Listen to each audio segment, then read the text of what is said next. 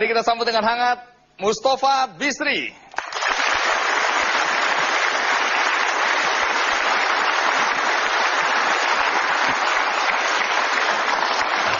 Terima kasih Gus Mus sudah mau datang jauh-jauh dari Rembang ke Jakarta. Terima kasih. Terima kasih. Silakan duduk.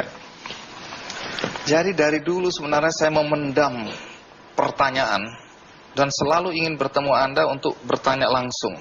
Ya.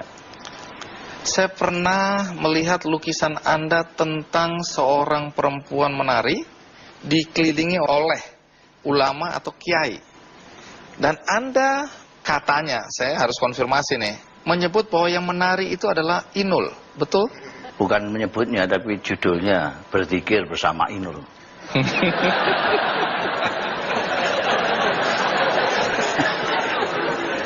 Lukisan ini menimbulkan kontroversi karena Anda menempatkan Inul di tengah dikelilingi oleh, kalau dalam lukisan ini banyak orang menyebutnya ulama dan kiai. Kenapa Anda sampai berani-beraninya melukis lukisan ini? Memang tinggal melukis saja nggak berani. Tapi ini kan kontroversinya, sebagian orang menganggap bahwa Anda merendahkan para kiai.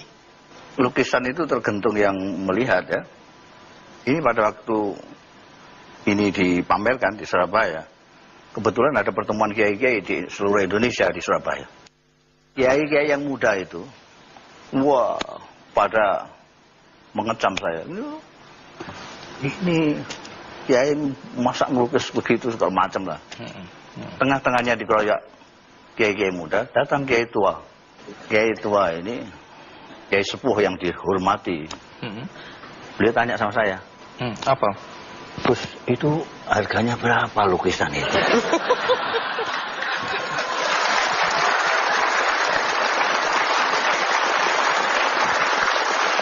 Saya kepingin memiliki.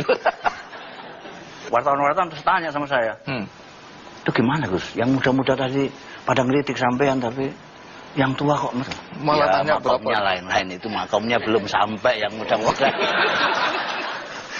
Menarik untuk saya tanya, kenapa sampai Anda terpikir untuk melukis Inul? Ada baiknya kita mengenal lebih jauh tentang Kiai Mustafa Bisri. Ini dia profilnya. Seorang kiai biasanya identik dengan pesantren.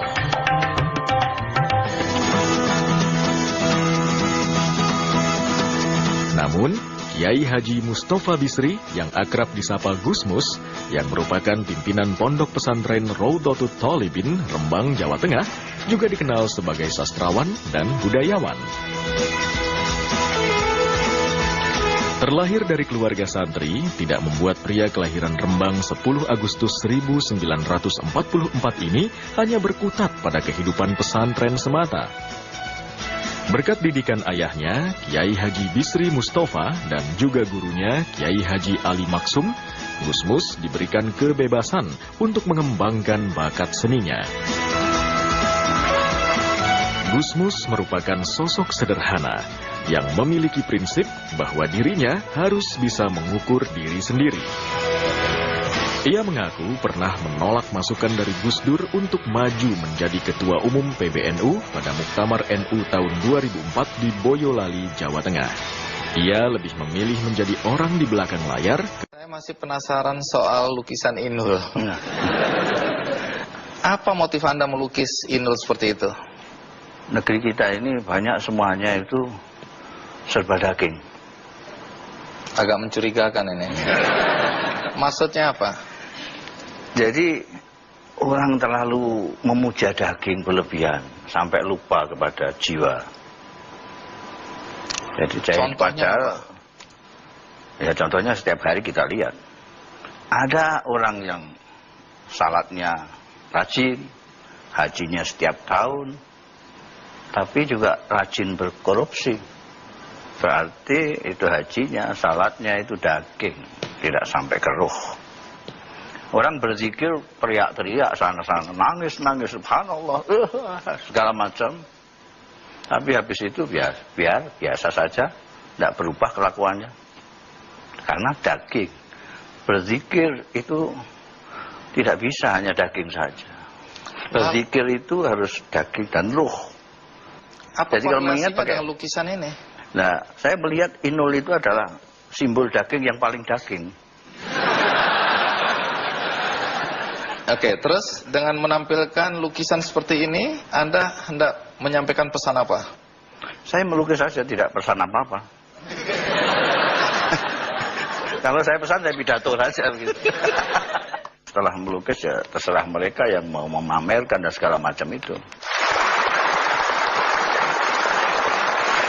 Dari persoalan Inul kita pindah ke persoalan negara. Nah, Belakangan ini kan kita lihat sendiri banyak sekali korupsi yang terbongkar. Ada dua pandangan atas kejadian belakangan ini. Pandangan yang pertama mengatakan bahwa ini adalah kegagalan pemerintah. Tapi pandangan yang kedua yang pro pemerintah mengatakan bahwa justru di sini memperlihatkan betapa pemerintah berhasil membongkar banyak kasus korupsi. Pandangan Anda sendiri bagaimana? korupsi ini sudah sedemikian rupa sehingga sulit sekali. Lah kalau kiai putus asa bagaimana kita? Bukan putus asa, sulit. Saya belum selesai. Oh iya iya. Baik. Kalau akarnya tidak diatasi.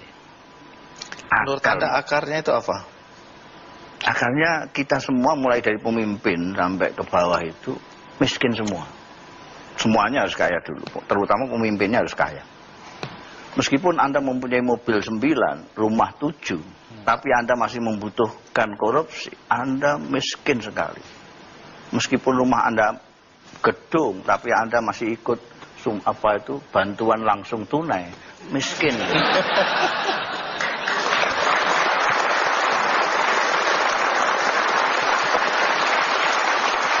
Bagi mereka yang sudah frustrasi pada keadaan ini, itu selalu mendorong agar dilakukan atau dikenakan hukuman mati bagi koruptor. Anda sendiri setuju atau tidak? Yang penting ya, hukuman itu harus membuat jera. Orang-orang yang menjadi orang-orang pemerintah, petinggi-petinggi negara, ini yang harus pertama kali menyontohkan perilaku-perilaku sederhana. Jangan sibuk saling menyalahkan orang lain yang kedudukannya lain. Anda pernah mengusulkan, udah korupsi itu diperangi dengan membentuk Densus 99. Ini Anda frustrasi atau bercanda? Enggak, karena yang selama ini kan diketengahkan ke publik, kesuksesan pihak polisi. Itu kan Densus 88. Begitu sigap, begitu ada teror, sebentar lagi sudah kedapatan, sudah tertangkap. Ya coba kalau korupsi ada Densus seperti itu, korupsi tangkap, karena wah kita senang sekali itu.